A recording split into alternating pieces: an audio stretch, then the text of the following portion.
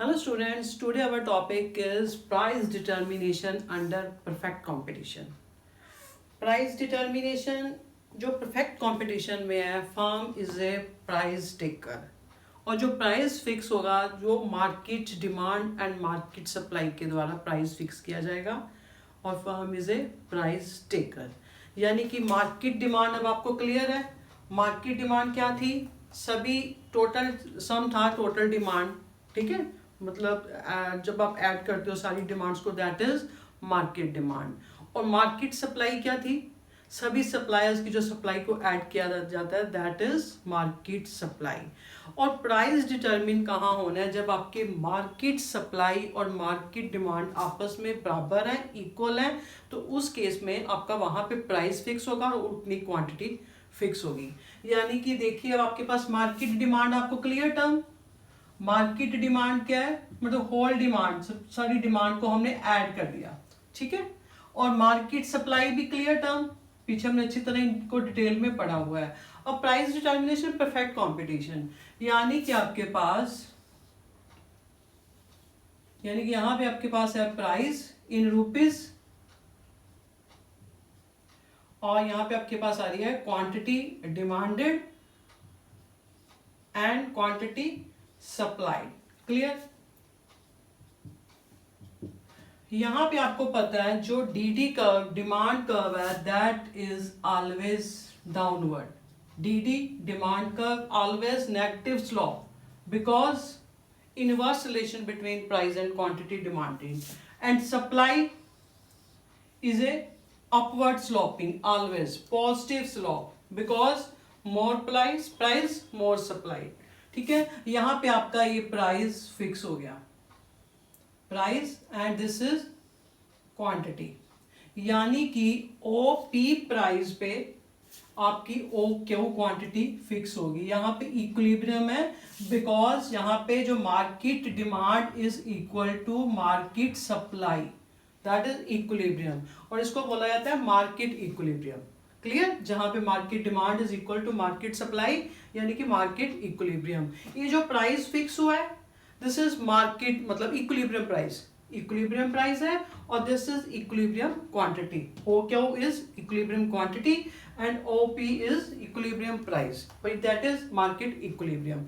अब आपके पास, इसको मैं आपको डिटेल में बताना चाहूंगी क्या है। जैसे आप देखिए, पहले आपके पास प्राइस है, प्राइस आपके पास कोई भी सिंपल रुपीज 1 2 3 4 5, ठीक है। प्राइस इन रुपीज है आपके पास। क्लियर? यहां पे आ रही है आपके पास quantity demand, demanded in units. यानी कि जब आपको पता है इसका आपके पास मतलब मोर प्राइस, ठीक है, यानी मोर प्राइस पे लेस डिमांड, लेस प्राइस पे मोर डिमांड, नेगेटिव रिलेशन है। यानी कि आप कह सकते हो ये आपका ऐसे जाएगा, जैसे जैसे किसी चीज का प्राइस बढ़ता जाएगा उसके चीज की जो डिमांड है वो कम होती जाएगी। क्लियर?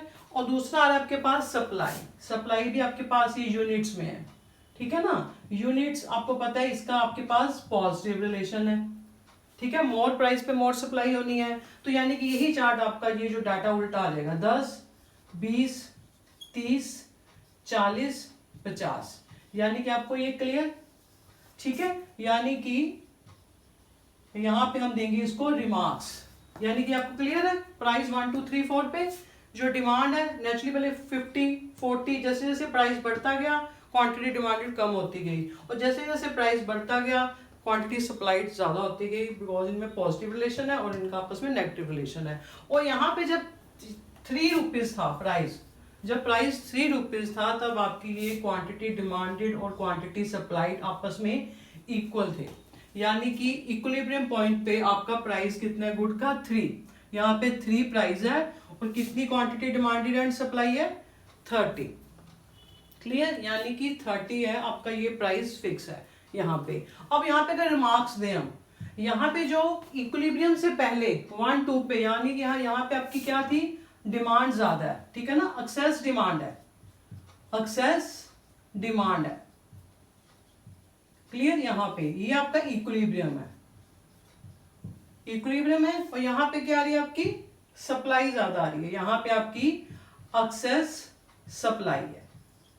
यानी कि इक्विलिब्रियम आपका यहाँ पे है और इक्विलिब्रियम के अलावा जो आपकी सिचुएशन आपके पास आएंगी वो आएगी एक्सेस डिमांड, जब डिमांड ज्यादा है, और एक्सेस सप्लाई, जब आपकी सप्लाई ज्यादा है। तो उस केस में क्या होगा, यानी कि पहले हम एक्सेस डिमांड लेते हैं कि जब डिमांड ज्यादा है, यानी कि यहां देखिए अगर ये प्राइस फिक्स होता है, कोई मान लीजिए ये प्राइस है, इस प्राइस पे जो OP1 प्राइस है, यहां पे हमारी डिमांड ज्यादा है, यानी कि ये सिचुएशन आपके पास आ रही है एक्सेस डिमांड की।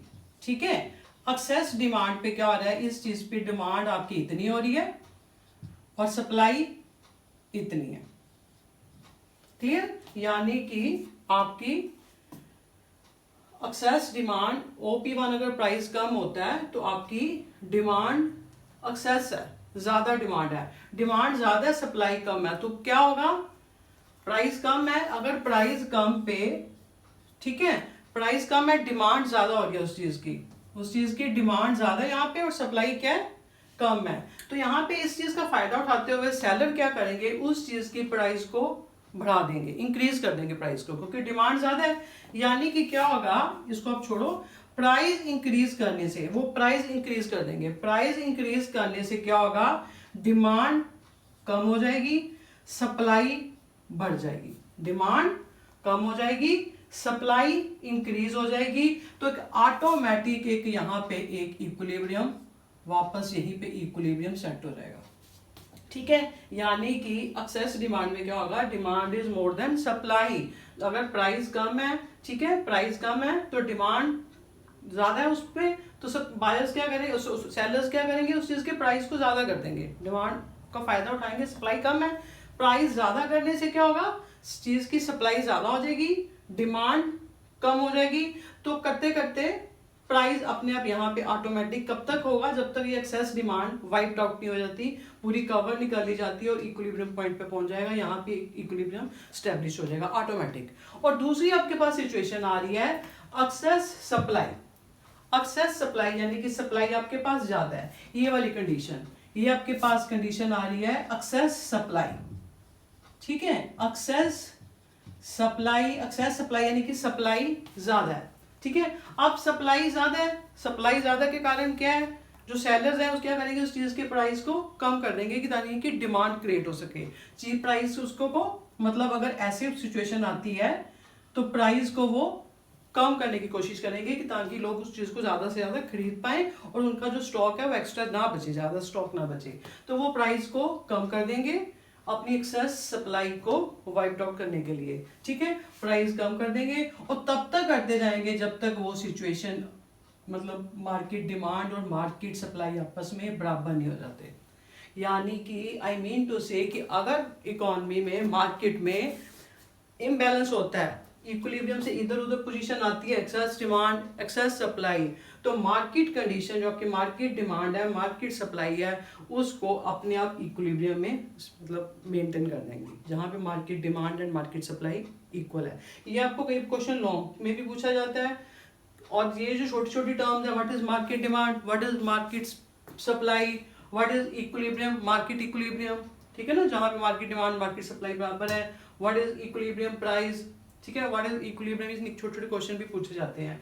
क्लियर आपको, that is price determination under perfect competition. अब है कि ये इसमें शिफ्ट्स हमने, ये तो पोर्शन हमने पढ़ा है ये वाला प्राइस डिटर्मिनेशन, अब हमने आगे बढ़ना है shifts in demand and supply, shifts in demand and supply.